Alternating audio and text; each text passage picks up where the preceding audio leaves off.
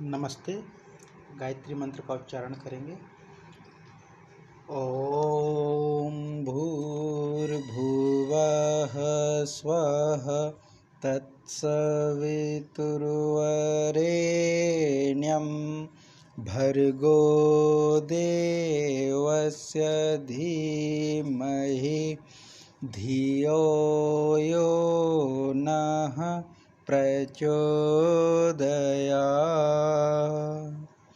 ॐ शान्ताकारं भुजगशयनं पद्मनाभं सुरेशं विश्वाधारं गगनसदृशं मेघवर्णं शुभांगं लक्ष्मीकान्तं कमलनयनं योगिभिर्ध्यानगम्यं वन्दे विष्णुं भवभयहरं सर्वलोकैकनाथम्।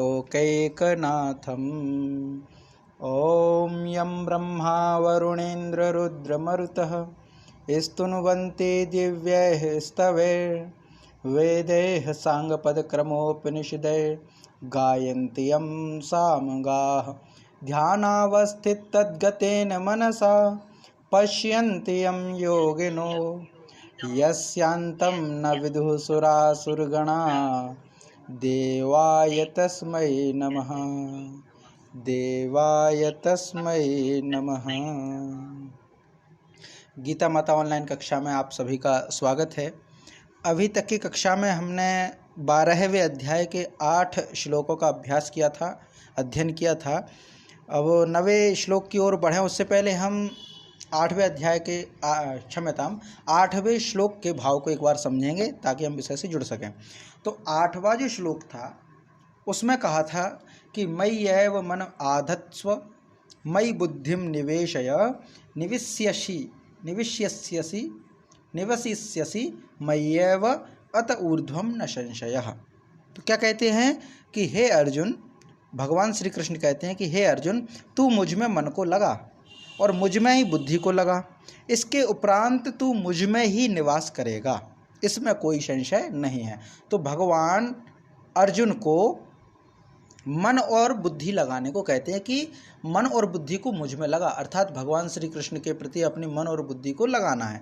और जब हम इसमें सफल हो गए तो हम भगवान श्री कृष्ण के ही शरीर में निवास करेंगे, भगवान में ही निवास करेंगे। ये यहाँ पर हो गया था। इसके पश्चात जो 9वां श्लोक है जो हमें आज से अभ्यास करना है वह है अथ चित्तम समाधातुम न शक्नोषि मयि स्थिरम। अथ चित्तम समाधातुम न शक्नोषि मयि स्थिरम अभ्यास योगेन ततो माम इच्छाप्तुम धनंजय। इच्छाप्तुम धनंजय। तो क्या कहते हैं?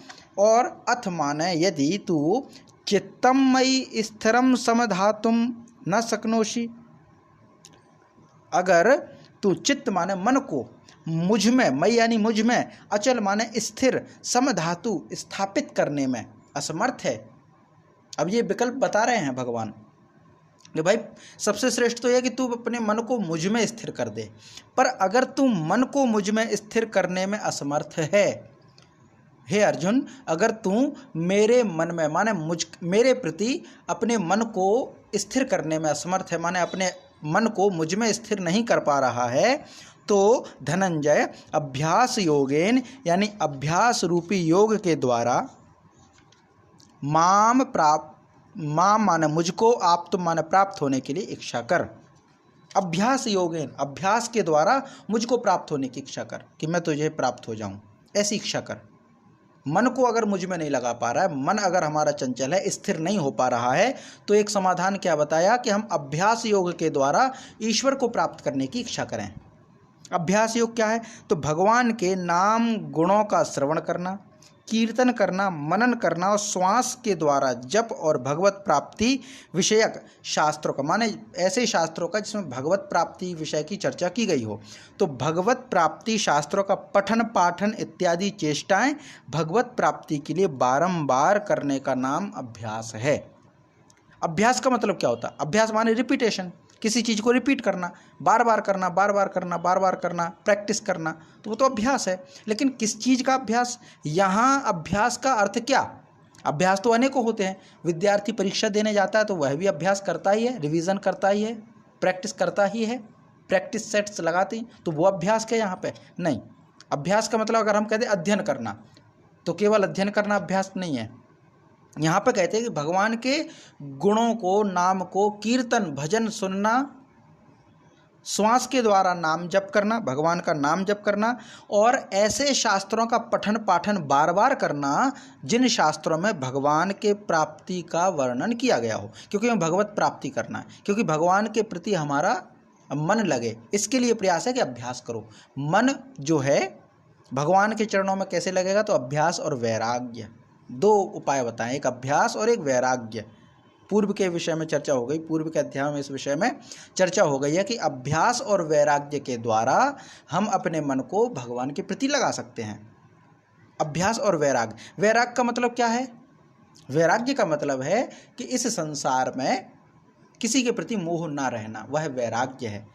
संसार के प्रति जो है क्षण भंगुरता का भान होना, सही ज्ञान का प्राप्ति, सही ज्ञान की प्राप्ति हो जाए तो सबके प्रति हमारा मोह कम हो जाता है, वही वैराग्य है। किसी के प्रति, किसी को प्राप्त करने की इच्छा ना रहना वैराग्य है। और अभ्यास माने इसका बार बार अभ्यास करना।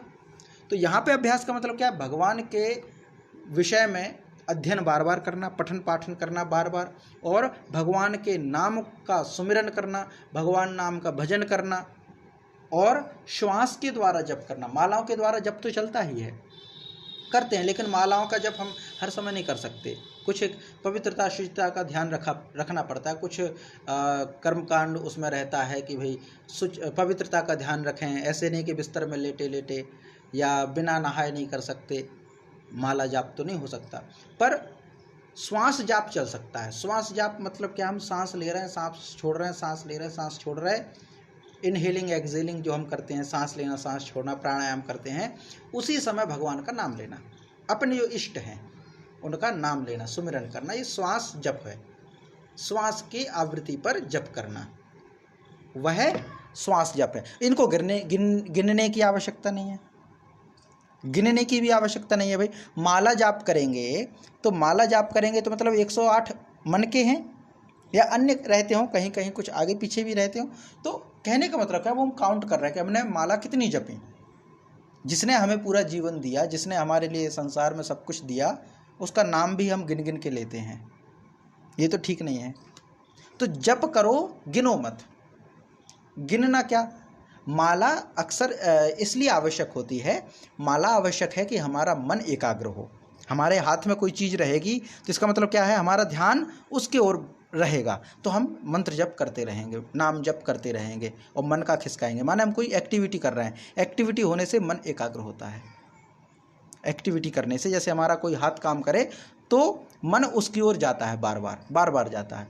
जैसे कई बार देखते हैं कि ये जो है क्या कहते हैं, जैसे मतलब एक समय के पुराने समय में, अभी तो खैर अलार्म आ गया और भी मोबाइल में बहुत सारे टाइमर लगा देते हैं, हम कोई शेड्यूल कर देते हैं, कोई काम होता है हमें।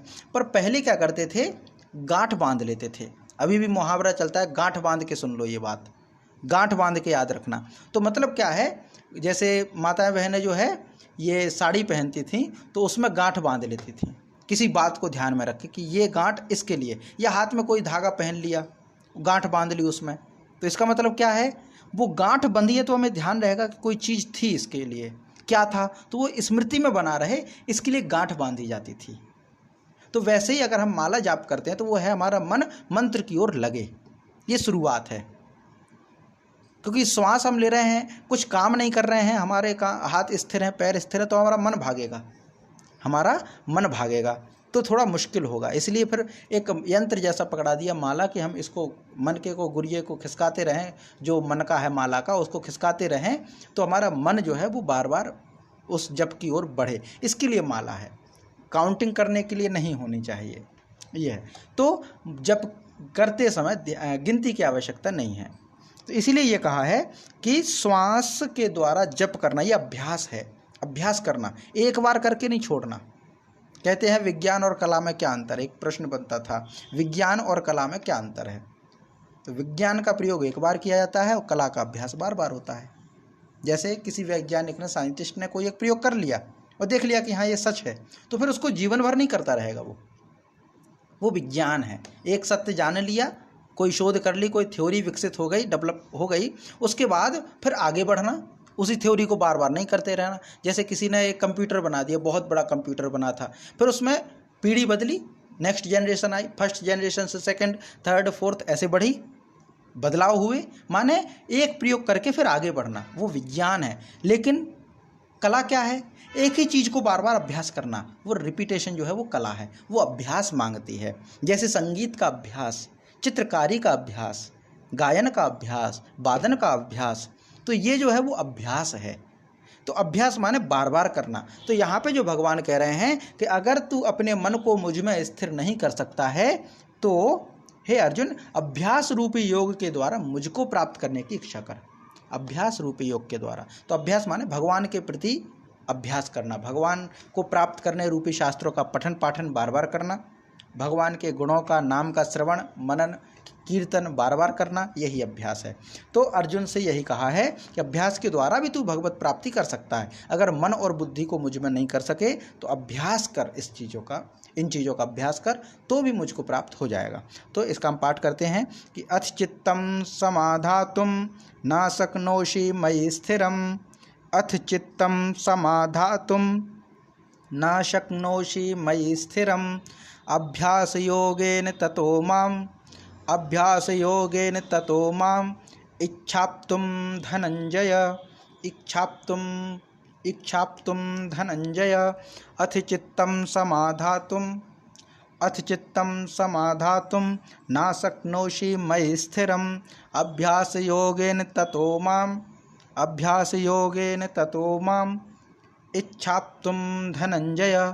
इच्छाप्तुम धनंजय।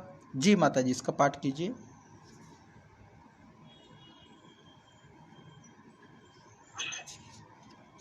अथ चित्तं समाधातुं न शक्नोषि मयि स्थिरम्, अभ्यासयोगेन ततो माम् इच्छाप्तुं धनंजय। अथ चित्तं समाधातुं न शक्नोषि मयि स्थिरम्, अभ्यासयोगेन ततो माम् इच्छाप्तुं धनंजय। जय माँ। इसके पश्चात अब आगे भगवान और कहते हैं अर्जुन को, इसके आगे बढ़ के क्या कहते हैं? अभ्यासे अपि असमर्थोसी मत कर्म परमो भव, मत कर्माण्यपि मदर्थम अपि कर्माणि कुर्वन् सिद्धिम अवाप्स्यसि। अभ्यास्यप्यसमर्थोसी मत कर्म परमो भव, मदर्थमपि कर्माणि कुर्वन् सिद्धिम अवाप्स्यसि। क्या कहते हैं कि अगर तू उपर्युक्त अभ्यास करने में भी असमर्थ है, अब देख कितना सरल बता रहे हैं। पहले तो मन और बुद्धि लगाओ, मन और बुद्धि अगर मुझ में एकाग्र ना कर सके तो फिर अभ्यास करो, मेरे नाम मेरे गुण को, भजन को, पठन पाठन को अभ्यास कर। और अगर अभ्यास में भी असमर्थ है तो क्या? तो केवल मेरे लिए कर्म करने में ही परायण हो जा, मेरे लिए कर्म करने में परायण हो जा।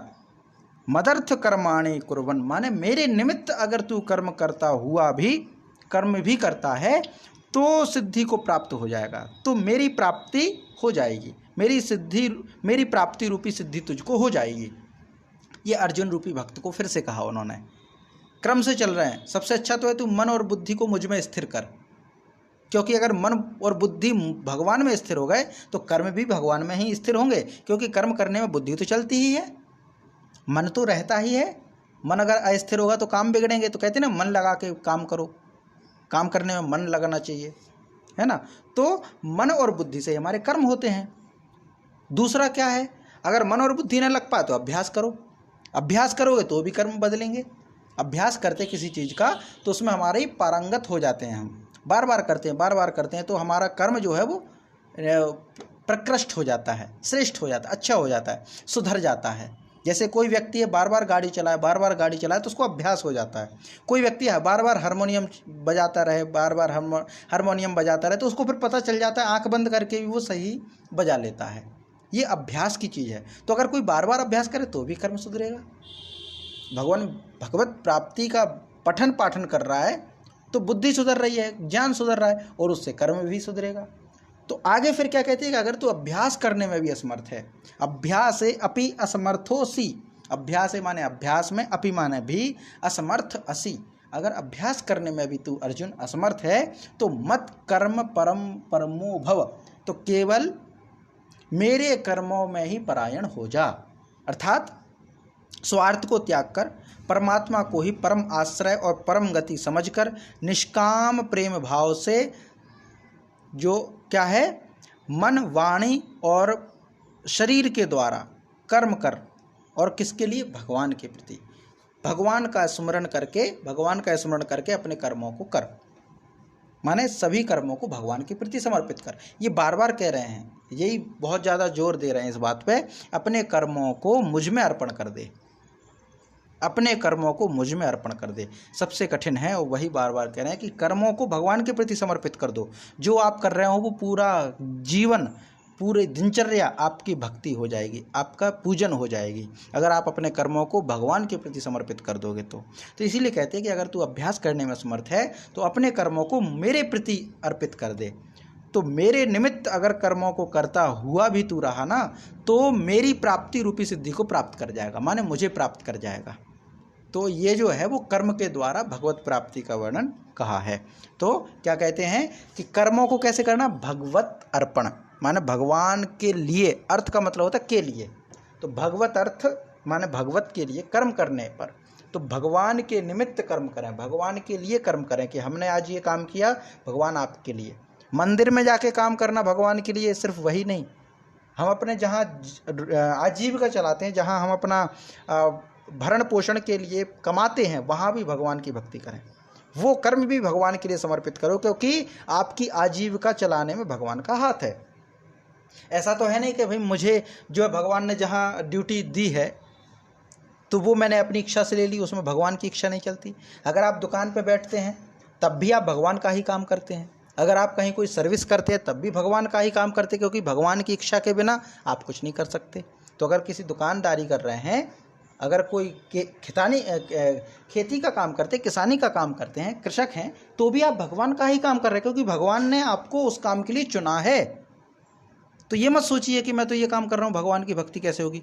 अरे तुम वही काम कर रहे हो, भगवान की भक्ति है, क्योंकि उसको ईमानदारी से कीजिए, क्योंकि पूजा करने में हम ईमानदार रहते हैं। भगवान के लिए कोई उपासना का काम करते हैं उसमें हम ईमानदार रहते हैं। तो भगवान क्या चाह रहे हैं कि अपने सभी कर्मों में मेरा ध्यान रखो, तुम्हारे सभी कर्म मेरे लिए है, तुम सामान बेच रहे हो, पैसे कमा रहे हो, मेरे लिए, सब कुछ मेरा ही काम है। इसको भगवान कहते हैं अर्जुन को कि अपने कर्मों को मुझ में अर्पण कर दे तो तू मुझको प्राप्त कर जाएगा। तो इसका हम पाठ करते हैं कि अभ्यासेऽप्यस असमर्थोऽसि, अभ्यासेऽप्यसमर्थोऽसि, मत्कर्म परमो भव, मत्कर्म परमो भव, मदर्थमपि कर्माणि कुर्वन् सिद्धिमवाप्स्यसि।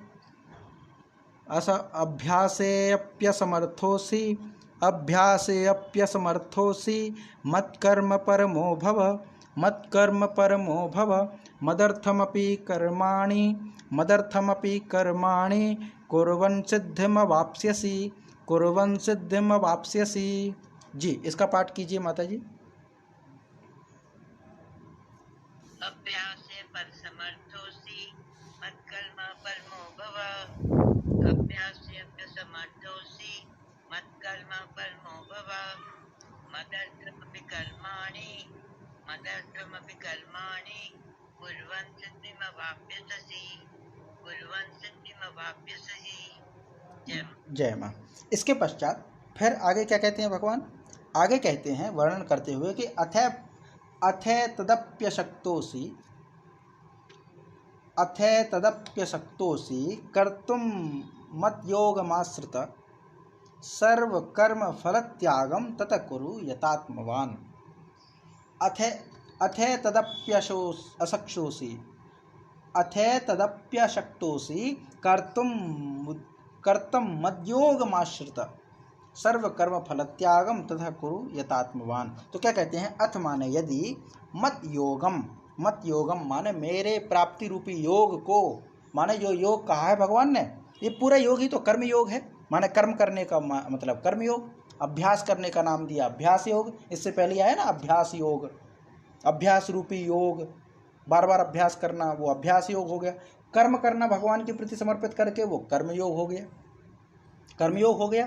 तो इसीलिए यहाँ पे कहा कि ये जो कर्मयोग है यानी मत योग है, मेरी लिए जो कुछ भी यत्न करता है वो योग है। तो मत योग हो गया, माने मेरे लिए किया जाने वाला जो योग है वो मत योग है। तो कहते हैं कि अथ माने यदि मत योगम, मेरी प्राप्ति रूपी योग को, योग के आश्रित होकर एतत् कर्तुम अपि अशक्ता, उपर्युक्त साधन करने में भी अगर असक्त है, असी माने है या हो, ततः माने तो यतात्मवान, तो अपनी मन बुद्धि आदि पर विजय प्राप्त करने वाला होकर सर्व कर्म फल त्यागम कुरु, सभी कर्मों के फल का त्याग कर, ये कह दिया। माने अब इसमें और समाधान बता दिया कि अगर इसको भी करने में असमर्थ है, मेरी प्राप्ति रूपी ये जो कर्म हैं, इन कर्मों को अगर नहीं कर सकता, माने हम ये नहीं कर सकें कि हम अपने सभी कर्मों को भगवान के लिए अर्पित करें, ये करने में असमर्थ हैं। हमारे सभी कर्मों को हम भगवान के लिए अर्पित नहीं कर पा रहे हैं, चिंतन नहीं कर पा रहे हैं, स्थिति नहीं बन पा रही कि हम अपने सभी कर्मों को भगवान के लिए करें। तो क्या करें? तो कहते तो भी यत आत्मवान, तो आत्मवान माने स्वयं पर विजय प्राप्त करके, स्वयं पर विजय प्राप्त करने का मतलब क्या है? मन बुद्धि पर विजय प्राप्त करने वाला होकर सर्व कर्म फल त्याग, सभी कर्मों का फलों को त्याग करके, मतलब सभी कर्मों के फलों का त्याग कर, ये कर लो। ये और तरीका बता दिया कि अगर तुम अपने कर्मों को मुझ में अर्पित नहीं कर सकते तो फिर अपने कर्मों के फल का त्याग करो, अपने द्वारा किए गए कर्मों के फल के प्रति आसक्त मत रहो, ये भी बताया है। ये भी एक तरीका है।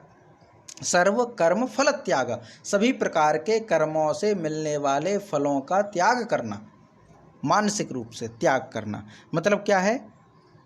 जो कि पहले 9वें अध्याय में के लगभग इस विषय का वर्णन हो गया था कि सभी कर्मों का फल त्याग करना, हम जो कुछ काम कर रहे हैं उसके फलों का चिंतन ना करना, क्योंकि मनुष्य तो कर्म करने में स्वतंत्र है, इसीलिए करता है। व्याकरण कहती है स्वतंत्रः कर्ता, जो कर्म करने में स्वतंत्र है वही करता है। तो हम करता है तो कर्म तो हम करते ही हैं, पर फल के प्रति आसक्त ना हो, ये एक और तरीका बता दिया। तो अगर हम मन और, पहले तो क्या बताया सबसे पहले 8वें श्लोक में कि मन और बुद्धि को मेरे प्रति लगाओ, अगर ये करने में असमर्थ हो तो फिर अभ्यास करो, मेरे नाम गुण का कीर्तन करो, श्वास जप करो। वह करने में असमर्थ हो, अभ्यास करने में असमर्थ हो तो फिर अपने कर्मों को मुझ में अर्पित कर दो। और अगर अपने कर्मों को मुझ में अर्पित नहीं कर पा रहे हो तो फिर क्या करो कि अपने द्वारा किए गए सभी कर्मों के फलों का त्याग कर देना। आपने अच्छा काम किया हो, बुरा काम किया हो, उसके फल की चिंता ना करो। बस माने अच्छा कर्म कर रहे तो अच्छे कर्म की भी चिंता ना करो। माने आसक्ति नहीं रहनी चाहिए कि हमने तो ये अच्छा काम कर दिया, हमने किसी की जो है मदद कर दी, तो अब हमारी आसक्ति हो गई कि अब वह भी हमारी मदद करेगा। या कि ये कहा गया था कि भाई आप जो है ये कर्म कांड कर दो तो आपका ये भला हो जाएगा, तो हमने जैसे ही कर्म कांड किया और फिर हमारे उसके फल की इच्छा लग गई, तो वो इच्छा मत करो। आपके द्वारा किया गया कर्म है तो उस कर्म के फल की इच्छा ना करो, उस कर्म के फल का त्याग करो। तो सर्व कर्म फल त्याग वही है, सर्व कर्म फल त्याग, तो सभी कर्मों के फल का त्याग करो, ये कह दिया। तो यदि मेरी भक्ति, मेरी प्राप्ति रूपी योग को करने में असमर्थ है, उपयुक्त प्रकार से करने में असमर्थ है कि सभी कर्मों, उपयुक्त माने क्या कहा? ये कहा है कि भाई अपने कर्मों को मुझ में अर्पण करो। तो अर्जुन, अगर तुम अपने कर्मों को मुझ में अर्पण करने वाले योग को करने में असमर्थ हो तो अपनी बुद्धि पर विजय प्राप्त करके, मन पर विजय प्राप्त करके सभी कर्मों के फलों का त्याग करो। ये और बता दिया आगे 11वां जो श्लोक है, जिसका हम पाठ करते हैं। यहाँ पे कहा है अथे तदप्यशक्तोसि, अथे तदप्यशक्तोसि कर्तुम मत योगमाश्रितः, कर्तुम मत योगमाश्रितः सर्वकर्म फलत्यागम, सर्वकर्मफलत्यागं ततः कुरु यतात्मवान्, ततः कुरु यतात्मवान्। अथ तदप्यशक्तोसि कर्तुं मद्योगमाश्रितः सर्वकर्मफलत्यागं ततः कुरु यतात्मवान्। जी, इसका पाठ कीजिए माता जी। अथैतदप्तशक्तोऽसि कर्तुं मद्योगमाश्रितः सर्वकर्मफलत्यागं ततः कुरु यतात्मवान्। अथैतदप्तशक्तोऽसि कर्तुं मद्योगमाश्रितः सर्वकर्मफलत्यागं ततः कुरु यतात्मवान्। जय माँ। इसके पश्चात फिर आगे भगवान कहते हैं, अब ये सब बता दिया तो अब इसमें क्या बताते, तो एक क्रम से बताते हैं, क्रम से बताते क्या श्रेष्ठ है क्या श्रेष्ठ नहीं। तो क्या कहते हैं कि श्रेयो ही ज्ञानम अभ्यासात ज्ञानात् ध्यानम विशिष्यते ध्यानात् कर्म फल त्यागात् शांतिम अनंतरम। तो क्या कहते हैं, श्रेयो ही ज्ञानम अभ्यासात ज्ञानम श्रेयः, अभ्यास की अपेक्षा ज्ञान श्रेष्ठ है, अभ्यास की अपेक्षा ज्ञान श्रेष्ठ है। तो ज्ञान का मतलब क्या है, सुनने या शास्त्रों का पाठ करने से परमेश्वर के स्वरूप का जो अनुमान होता है उसको यहाँ ज्ञान कहा है। माने परमेश्वर का ज्ञान, परमेश्वर क्या है, कहाँ है, कैसे होता है, उसकी पूजा कैसे की जाती है, वह कहाँ कहाँ निवास करता है, ये सब बातों का ज्ञान कहा है। तो अभ्यास की अपेक्षा ज्ञान श्रेष्ठ है। और ज्ञान से भी श्रेष्ठ कुछ है क्या, तो कहते हैं ज्ञानात् ध्यानम विशिष्यते, ज्ञान से भी श्रेष्ठ है मुझ परमेश्वर का ध्यान। माने ज्ञान से श्रेष्ठ है मुझ परमेश्वर के स्वरूप का ध्यान करना। तो पहले तो अभ्यास से श्रेष्ठ ज्ञान, और ज्ञान से भी श्रेष्ठ है ध्यान, और ध्यान से श्रेष्ठ क्या है, तो कहते हैं कि कर्म फल त्याग ही त्यागात अनंतरम शांति, ध्यानात् कर्म फल त्याग। ध्यान से भी श्रेष्ठ अगर कुछ है तो वह सभी कर्मों के फल का त्याग, सभी कर्मों के फल का त्याग, अर्थात केवल भगवत अर्थ कर्म करने वाला पुरुष भगवान में प्रेम और श्रद्धा तथा भगवान का चिंतन भी बना रहता है। इसीलिए ध्यान से कर्म फल का त्याग श्रेष्ठ कहा गया। माने ध्यान में हम क्या कर रहे हैं, परमेश्वर का ध्यान कर रहे हैं, है ना। और दूसरा कर्म फल त्याग का मतलब क्या हुआ कि हमने सभी कर्मों का फल का त्याग कर दिया भगवान के प्रति, तब भी हम भगवान का ही स्मरण कर रहे हैं ना। हमारे सभी कर्मों को त्याग कर दिया, सब कर्मों के फल को त्याग कर दिया हमने, कर्मों को तो त्याग करते ही नहीं, कर्मों के फल को त्याग कर दिया हमने, तो वो ध्यान से ज़्यादा श्रेष्ठ है। इसीलिए कहा ध्यानात् कर्म फल त्यागा, ध्यान से भी श्रेष्ठ है कर्मों के फल का त्याग। क्यों है त्याग श्रेष्ठ, कर्मों के फल का त्याग श्रेष्ठ है, तो त्याग श्रेष्ठ क्यों है, क्योंकि त्यागात अनंतरम शांति ही, क्योंकि त्याग के बाद ही शांति है, त्याग से ही शांति है। त्यागात यानी त्याग के बाद, अनंतरम माने बाद में, तत्काल क्या है, शांति माने शांति है। त्याग के अनंतर जो है वो क्या है, शांति है। इसीलिए त्याग को करना चाहिए। और त्याग बहुत बड़ी महत्व है हमारी संस्कृति में, त्याग की भावना। त्याग एक बहुत बड़ा तपस्या है, त्याग हर कोई नहीं कर पाता।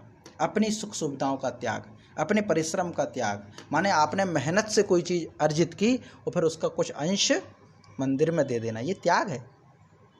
कुछ साधु संत होते, महात्मा गांधी, उन्होंने देखा था कि एक महिला जो है उसके पास ठीक से उचित कपड़े भी नहीं है पहनने को, तो उन्होंने संकल्प लिया था कि मैं जो है आधी धोती में जीवन यापन करूँगा। ये त्याग है, वरना वो तो बैरिस्टर थे, क्या कुछ नहीं कर सकते थे। प्रभु श्री राम ने त्याग किया अपने सभी राजपाट का, त्याग किसने नहीं किया, त्याग सबने किया। और त्याग करना ही श्रेष्ठ है, त्याग करना ही सुखदायी है, भोग नहीं है, त्याग है। हमारी संस्कृति जो है वो त्याग की है, तेन त्यक्तेन भुंजी था, ये कहने वाली संस्कृति है। ईशावास्यम इदम सर्वम यत्किंच जगत्याम जगत तेन त्यक्तेन भुंजी था, उसका त्याग पूर्वक भोग करो, त्याग भी करो भोग भी करो, लेकिन त्याग पहले, त्याग पहले। तो त्याग का बहुत बड़ा महत्व है, त्याग का बहुत बड़ा महत्व है।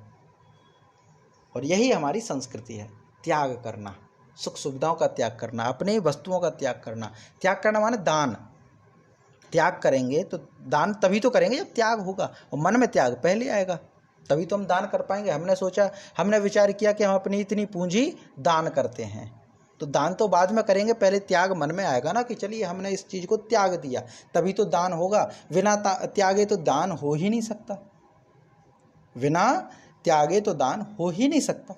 इसलिए जो संस्कृति है वो त्याग की संस्कृति है, त्याग आधारित संस्कृति है, त्याग आधारित संस्कृति है। इसीलिए ये त्याग का महत्व है।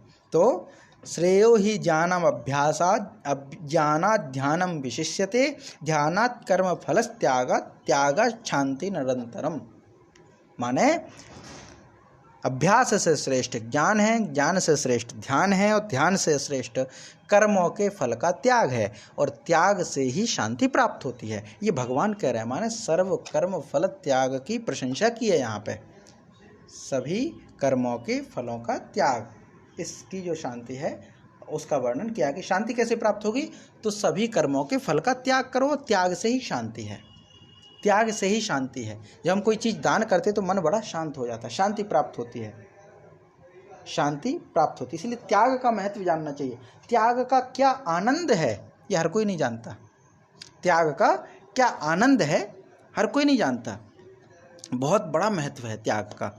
एक व्यक्ति हैं, अभी भी जीवित हैं, बहुत देव मूर्ति हैं, ऐसे व्यक्ति होना मिलना, उनका सानिध्य मिलना बड़ा दुर्लभ है। सर्वोदय के कार्यकर्ता हैं। सर्वोदय हम जानते हैं विनोबा जी का एक विश्वव्यापी संगठन है। जय जगत का नारा दिया था उन्होंने, गांधी जी के विचारों को आगे फैलाने के लिए बहुत सारे साथियों ने सर्वोदय एक वो चलाया था, संस्था बनाई थी। तो सर्वोदय के कार्यकर्ता थे, उनका नाम था अमरनाथ बाबा जी हैं। अब तो काफ़ी उम्र हो गई उनकी। तो एक समय में उनको यूपीए सरकार जो है, उन्होंने जब वो सेवाग्राम वर्धा जो है आश्रम, वर्धा सेवाग्राम आश्रम जो है गांधी जी का, वहाँ पर समिति के अध्यक्ष होते थे।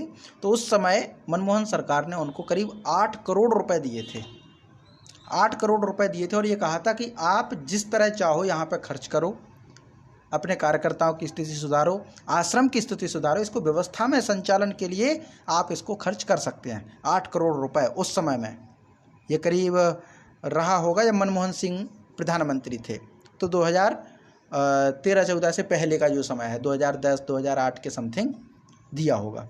तो 8 करोड़ रुपए उन्होंने इनके नाम पर दिया कि आप जो है इनको जैसे यूज कीजिए, यहाँ के विकास में लगाइए, आप अपने कार्यकर्ताओं के विकास में लगाइए, जो कुछ भी करना है वो कीजिए काम। बड़ा आश्चर्य हुआ, जैसे ही उनको 8 करोड़ रुपए मिले, उन्होंने पूरे के पूरे रुपए बिना उपयोग किए सरकार को वापस कर दिए। मैं ऐसे स्वीकार नहीं करूँगा। ये जो ईमानदारी है, ये जो त्याग है। और उस समय उनकी स्थिति कैसी थी? अभी भी स्थिति कोई ठीक नहीं है, अभी वो किराए के घर में उनके बच्चे रहते हैं, अभी भी उनके बच्चे किराए के घर में रहते हैं। उनका जो बेटा है वो बनारस में सर्वोदय का जो स्टॉल होता है, बुक स्टॉल, वो चलाते थे। ये स्थिति होने के बावजूद भी उनका धैर्य नहीं चूका, उनकी ईमानदारी नहीं डिगी। ये त्याग बड़ा होता है, ये तपस्या है उनकी। 8 करोड़ रुपए को छोड़ देना बिल्कुल ऐसे कि जैसे मिट्टी के समान हो। तो ईशावास्यम इदम सर्वम यत्किंच जगत्याम जगत तेन त्यक्तेन भुंजी था माँ गृध कश्व सिद्धनम। जो चीज़ है वो उन्होंने जिया है, इस सूत्र को, इस मंत्र को उन्होंने जीने का प्रयास किया है कि इतनी बड़ी रकम को बिना मन में लालच लाए त्याग देना। और आज बनारस में जो सर्व सेवा संघ था उसको बिल्कुल नेस्तनाबूद कर दिया। विनोबा जी के विचारों को प्रकाशित करने का काम जो सर्व सेवा संघ करता था, बनारस से होते थे, उस पूरे को अवैध कब्जा घोषित करके नेस्तनाबूद कर दिया, बुलडोजर चला दिया, और वहाँ पर रेलवे का कब्जा हो गया। उनके पास रजिस्ट्री थी, सब कुछ था। लाल बहादुर शास्त्री जी के साइन उसमें हैं, जयप्रकाश नारायण जी के साइन उसमें हैं, विनोबा भावे जी के साइन उसमें हैं। ऐसे लोगों के साइन है उस रजिस्ट्री में। जो ज़मीन खरीदी गई वो कागज़ सब कुछ मौजूद हैं, लेकिन फिर भी वहाँ पे जो है तोड़ ताड़ कर दी गई। और पूरी जो प्रेस थी, एक जयप्रकाश प्रभावती नाम का स्कूल चलता था गरीब बच्चों के लिए, वो भी बंद हो गया। साहित्य प्रकाशन होता था, वह भी बंद हो गया, पूरी तरीके से वो बंद हो गया। अब स्टेशनों पर देखो तो सर्वोदय बुक स्टॉल तो अभी भी है, लेकिन सर्वोदय बुक स्टॉल पे एक भी पुस्तक आपको सर्वोदय प्रकाशन की नहीं मिलेगी। सर्वोदय की पुस्तकें नहीं मिलेंगी, सब मिल जाएंगी, रेसिपीज़ मिल जाएंगे, स्वास्थ्य के मिल जाएंगे, सब अलग अलग लेखकों की सब मिल जाएंगी, लेकिन सर्वोदय वाली पुस्तक एक भी नहीं दिखेगी। बड़ा आश्चर्य हुआ ये देख करके। तो ये विचार समाप्त हुए। तो ये त्याग है, महापुरुषों ने किया। और विनोबा जी तो प्रसिद्ध ही हैं भूदान आंदोलन के लिए। गांव जमींदारों ने दान कर दिए ताकि हमारे असहाय साथियों को वो दान मिल पाए। भूमि दान, भू आंदोलन जो चला था, भूमि दान का आंदोलन चला था, विनोबा जी की प्रेरणा से लोगों ने जमीन दान कर दी थी। तो ये जो त्याग है ये भारतीय परंपरा में है, भारत की नस नस में बसता है। लेकिन अब दिया लेकर के भी ढूंढे तो ऐसे व्यक्ति मिलना बहुत मुश्किल है। लाल बहादुर शास्त्री जैसे व्यक्ति मिलना बहुत मुश्किल है। उनके बेटे हैं अनिल शास्त्री जी, उन्होंने एक बहुत बड़ा इंटरव्यू दिया है उनके पिता मतलब दूसरे प्रधानमंत्री लाल बहादुर शास्त्री जी के जीवन पर, कि उनका व्यवहार कैसा था, उनकी विनम्रता कैसी थी, उनकी ईमानदारी कैसी थी, त्याग कैसा था। माने देश में अगर वो गेहूं आ रहा है अमेरिका से खराब शर्तों पर, और अमेरिका अगर गेहूं देना बंद कर दे तो किस तरीके से जो है अनाज की कमी को पूरा करना है। उन्होंने अपने घर में खेती की, पूरे देश में खेती करवाई, और एक समय का 7 दिन में 1 दिन का व्रत करवाया, सोमवार का व्रत। माता जी तो शायद उससे बहुत ज़्यादा परिचित होंगे, उनकी अवस्था उन्होंने देखा होगा वो इतिहास। हमने तो सिर्फ पढ़ा है और सुना है। ऐसे तेजस्वी व्यक्ति होते थे, वो त्याग का महत्व था। अगर वो समझौता कर चुके होते तो उनके अंदर वो तेजस्विता नहीं आ पाती जो दूसरों को प्रेरणा दे पाए। लेकिन आज की युवा पीढ़ी उस तप को नहीं जान पाती, उस प्रेरणा को नहीं जान पाती कि बिना कुछ कहे सामने वाले के मन में अपना जगह बना लेना। वो त्याग से आती, वो तपस्या से आती है, वो संकल्प से आती है वो चीज़ें। तो इसीलिए त्याग का विशेष महत्व है हमारी संस्कृति में। इसीलिए गीता में भी भगवान श्री कृष्ण त्याग का महत्व बतलाते हैं और कहते हैं कि त्यागात शांतिनंतरम, त्याग के बाद शांति प्राप्त होती है। हर कोई शांति ही प्राप्त करना चाहता है, हर कोई शांति ही प्राप्त करना चाहता है। यही कारण है कि महाभारत जैसे महान ग्रंथ में जिसमें 1 लाख श्लोक हैं, सब कुछ है, मार काट हुई, सब कुछ हुआ, लेकिन उसका जो अंतिम रस जो निकल के आता है वो शांति है, शांत रस है। अगर हम पढ़ें महाभारत का कौन सा रस है तो शांत रस है महाभारत का। तो इसीलिए शांति सब कोई प्राप्त करना चाहता है। तो त्यागात अनंतरम शांति ही, माने त्याग के बाद में शांति प्राप्त होती है। तो ये जो भगवान ने कहा है कि श्रेयो ही ज्ञानम अभ्यासात् ज्ञानात् ध्यानम विशिष्यते, श्रेयो ही ज्ञानम अभ्यासात् ज्ञानात् ध्यानम विशिष्यते, ध्यानात् कर्म फल त्यागस् ध्यानात् कर्म फल त्यागस् त्यागात् शांति निरंतरम। श्रेयो ही ज्ञानम अभ्यासात् ज्ञानात् ध्यानम विशिष्यते, ध्यानात् कर्म फल त्यागस् त्यागात् शांति निरंतरम। जी, इसका पाठ कीजिए माता जी। श्रेयो हि ज्ञानम् अभ्यासात् ज्ञानात् ध्यानं विशिष्यते, श्रेयो हि ज्ञानम् अभ्यासात् ज्ञानात् ध्यानं विशिष्यते, ध्यानात् कर्मफल त्यागस् त्यागात् शांति निरंतरम, ध्यानात् कर्मफल त्यागस् त्यागात् शांति निरंतरम। जय माँ। इसके पश्चात फिर आगे भगवान कहते हैं इसी विषय को आगे करते हुए कि अद्वेष्टा सर्वभूतानाम, अद्वेष्टा सर्वभूतानाम, आगे इसी का वर्णन करते हैं। त्याग के बाद फिर आगे है अद्वेष्टा सर्वभूतानाम मैत्रः करुण एव च निर्ममो निरहंकारः सम दुःखः सुखः क्षमी संतुष्टः सततं योगी यतात्मा दृढ़ निश्चयः मयि अर्पित मनोबुद्धिर यो मद्भक्तः समे प्रियः। यो मद्भक्तः समे प्रियः, यो मे भक्तः समे प्रियः। जो भक्त ऐसा है वो मुझे प्रिय है। तो कैसा भक्त भगवान को प्रिय है?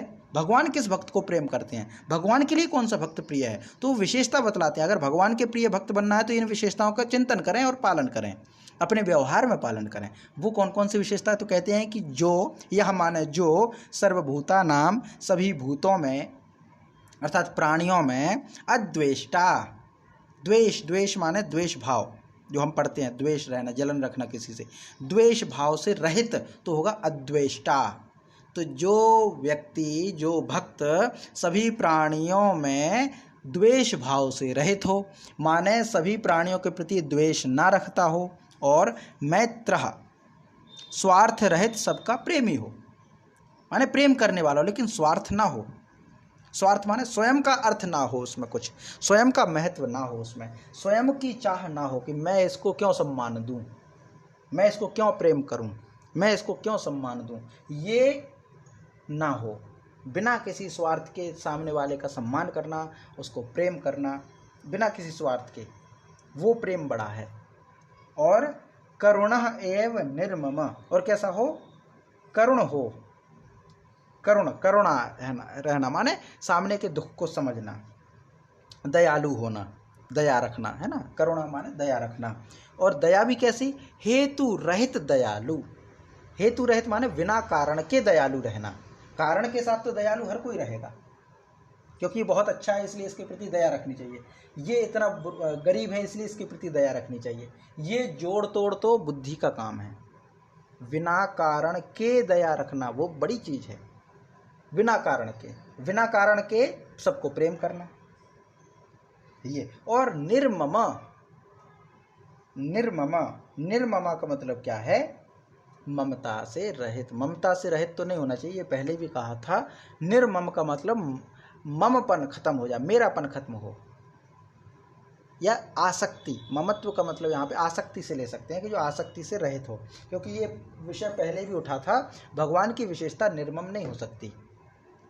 एक निर्मम पद का मतलब है दुष्ट होना, लेकिन यहाँ पे वो अर्थ नहीं है। यहाँ पे ममता से रहित का मतलब क्या है कि आसक्ति से रहित होना, किसी के प्रति अनुचित लगाव ना हो, वह आसक्ति से रहित होना माने निर्मम एक हो सकता है। दूसरा अर्थ निर्मम का यहाँ पे ये हो सकता है कि बिना ममपन के, मम माने मेरेपन के बिना रहना, अहंकार के बिना रहना। जैसे कहते हैं ना, ये मेरा है, ये मेरा घर है, ये मेरा बंगला है, ये मेरी कार है, ये मेरा परिवार है, इससे परे रहना।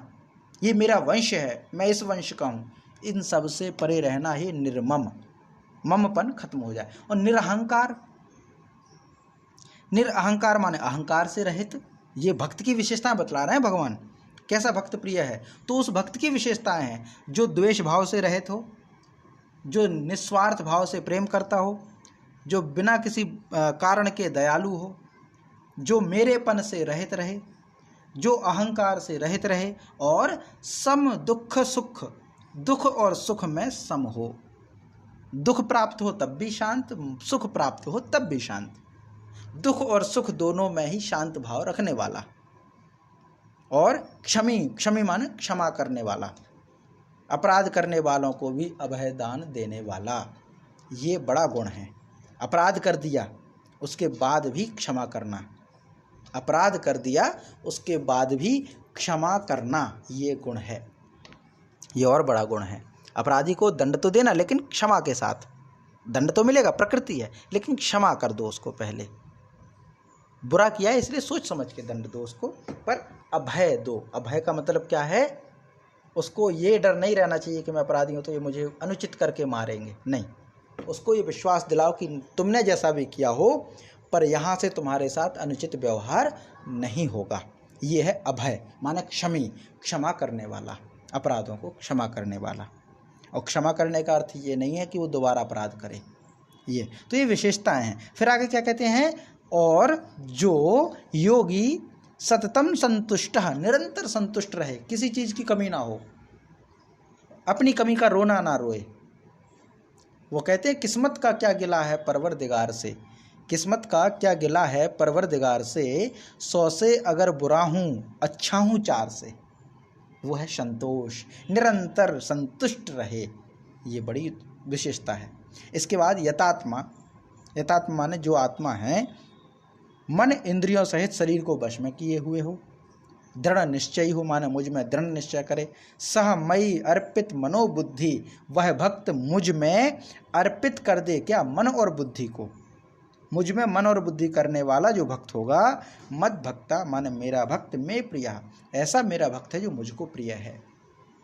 तो भगवान के प्रिय भक्त बनने हैं तो इन सब का ध्यान रखना है कि सभी प्राणियों में द्वेष भाव से रहित हों, निस्वार्थ भाव से सबको प्रेम करें, बिना किसी कारण के दया रखें। दयालु होने में कोई कारण नहीं होना चाहिए कि मैं इसके प्रति दयालु हूँ क्योंकि अच्छा है, ये नहीं होना चाहिए। फिर निर्मम माने ममत्व मेरेपन से रहित हो, मेरेपन का अहंकार ना हो।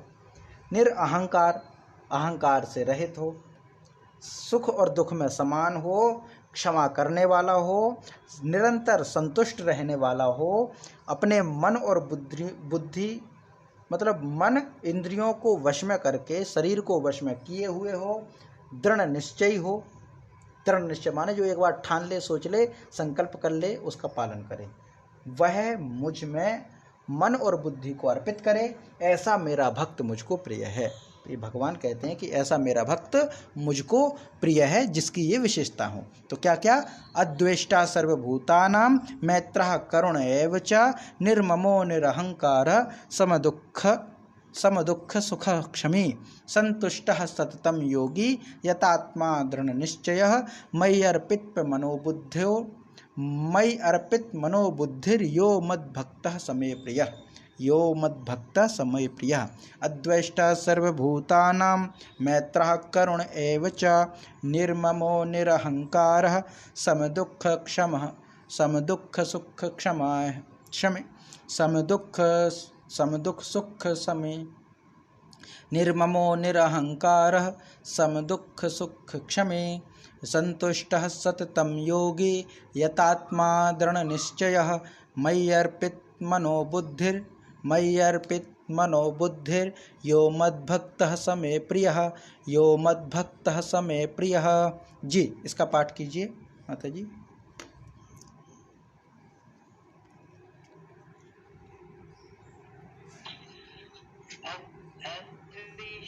सर्वभूतानां, मैत्रः करुण एव च, निर्ममो निरहंकारः, समदुःख सुख क्षमी, संतुष्टः सततं योगी, यतात्मा दृढ़ निश्चयः, मयि अर्पित मनोबुद्धिर् यो मद्भक्तः समे प्रियः।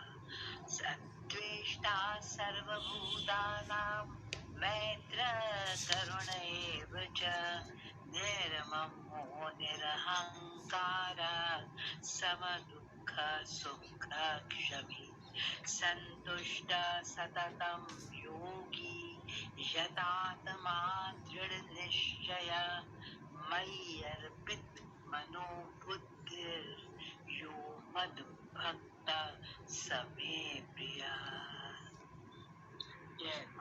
जय माँ।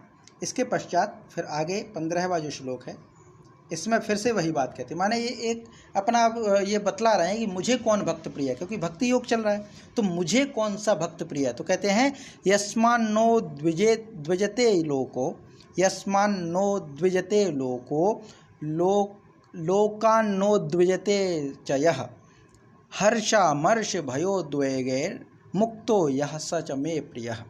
तो क्या कहते हैं? यस्मात् माने जिससे, लोकः माने इस लोक का कोई भी जीव, ना उद्विजते उद्वेग को प्राप्त ना हो, उद्वेग माने कष्ट को प्राप्त ना हो, जिसके द्वारा कोई जीव दुखी ना हो, उद्वेग ना हो, जलन ना हो, तकलीफ ना हो। और यह लोकात् न उद्विजते, और वह भी स्वयं भी किसी जीव से दुखी ना होता हो, उद्वेग को प्राप्त ना होता हो। जिससे कोई जीव स्वयं उद्वेग ना होता हो और वह भी किसी से दूसरे से उद्वेग ना हो, कष्ट ना हो, तकलीफ ना हो। माने उससे किसी जीव को कष्ट ना हो और किसी दूसरे जीव से उसको कष्ट ना हो।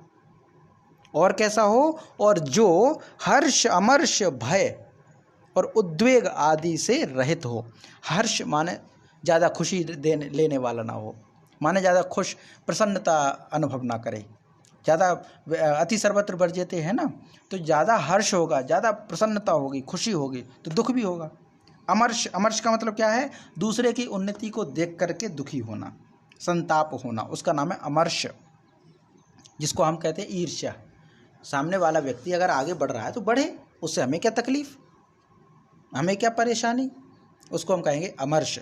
भय, सर्वत्र भय वर्जन, सभी जगह भय का रोध हो, निरोध हो, भय ना रहे, भय से परे रहें, निर्भय रहें। और उद्वेग आदि से रहित हो, उद्वेग ना हो, किसी का कष्ट ना हो, किसी जीव से कष्ट ना हो, खुद को भी कष्ट ना हो, दूसरे को कष्ट ना दे, तो इससे परे हो। वही भक्त मुझको प्रिय है। तो जिससे कोई जीव उद्वेग को प्राप्त ना होता हो और जो स्वयं किसी जीव से उद्वेग ना होता हो और जो हर्ष, अमर्ष, भय और उद्वेग आदि इन चारों बुराइयों से परे हो, रहित हो, वह भक्त मुझको प्रिय है। तो ये पूरा इसमें आ जाएगा। तो यस्मान्नो द्विजते लोको, यस्मान्नो द्विजते लोको, लोकान्नो द्विजते च यः, लोकान्नो द्विजते च यः, हर्षामर्ष भयोद्वेगैर्मुक्तो यः स च मे प्रियः। यस्मान्नो द्विजते लोको, लोकान्नो द्विजते च यः, हर्षामर्ष भयोद्वेगैर्मुक्तो यः स च मे प्रियः, मुक्तो यः स च मे प्रियः। जी, इसका पाठ कीजिए माता जी। यस्मानो द्विजते लोको, लोकानो द्विजते च यः, यस्मानो द्विजते लोको, लोकानो द्विजते च यः, हर्षामर्षभयोद्वेगैर्मुक्तो यः स च मे प्रियः, हर्षामर्षभयोद्वेगैर्मुक्तो यः स च मे प्रियः। जय माँ। अब इसके पश्चात आगे का जो श्लोक है इसको हम कल की कक्षा में करेंगे। आज की कक्षा का समापन हम यहीं पर करते हैं, शांति पाठ करेंगे। ओम सहनाववतु सहनौ भुनक्तु सह वीर्यं करवावहै तेजस्वनावधीतमस्तु मा विद्विषावहै। ओम शांति शांति शांति। जी नमस्ते माता जी, प्रणाम।